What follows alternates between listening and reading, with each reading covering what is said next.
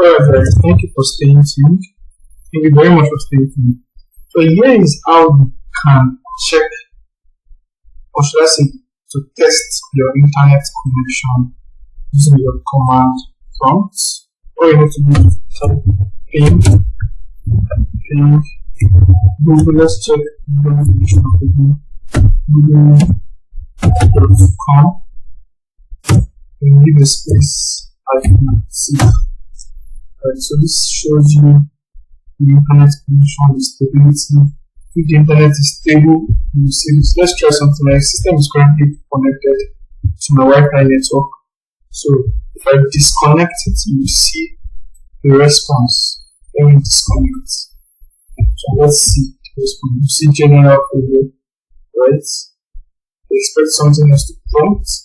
So if you check, you write this line of code for your command prompt, and it gives you internal general failure.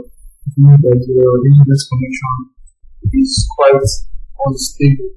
So this can actually happen even while you're connected to the internet due to poor network. Another way which you can actually check the internet speed is by another way you can actually check the internet speed is by typing fast.com on net. So if I connect my internet back, or lost my network, I'll connect this back.